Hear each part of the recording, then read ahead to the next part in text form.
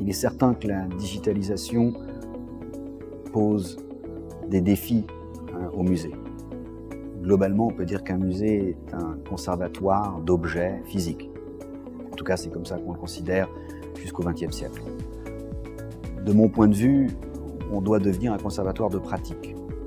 C'est-à-dire qu'on doit enregistrer non seulement l'objet en tant que tel, le conserver, l'entretenir, le restaurer, le présenter, le prêter, l'étudier, mais également les conditions d'existence, d'émergence de cet objet.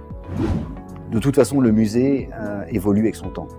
Autrement dit, d'une certaine manière, nous ne sommes pas entrés dans la digitalisation, mais nous avons, comme toute la société, enregistré ce changement de la nature de l'objet tel qu'on définit l'objet, notamment l'objet d'art, notamment le bien culturel, je dirais l'usage, l'activation par des spectateurs.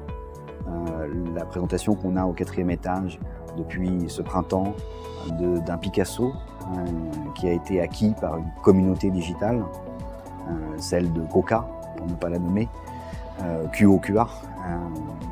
C'est une expérience qui nous a intéressés, c'est-à-dire que un groupe de personnes, 25 000 personnes, se mettaient ensemble pour acquérir les parts nécessaires à l'acquisition de ce Picasso, qui est un portrait de mousquetaire tardif de 1968.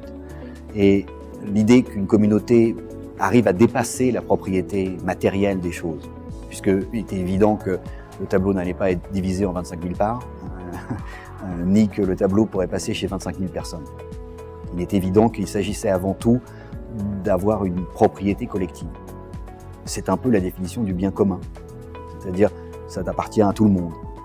Et donc on a trouvé intéressant à la fois de prendre le tableau dans nos murs, c'est-à-dire de le donner à voir à d'autres, et puis de jouer avec les envies de cette communauté. Donc on a mis en place plusieurs interfaces digitales, webcam, possibilité de commentaires sur une sorte de page dédiée à la communauté, pour voir un peu comment on pouvait engager une communauté, donc des spectateurs, à travers les moyens du digital, à partir d'une œuvre.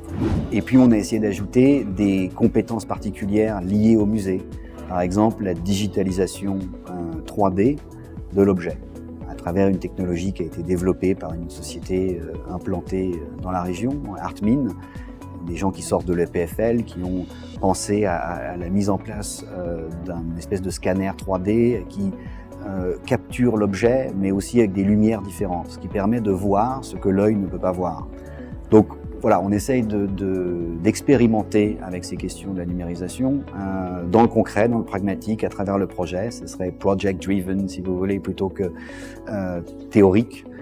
Et on espère apprendre de cela et d'implémenter les changements au sein du musée grâce à ces expériences.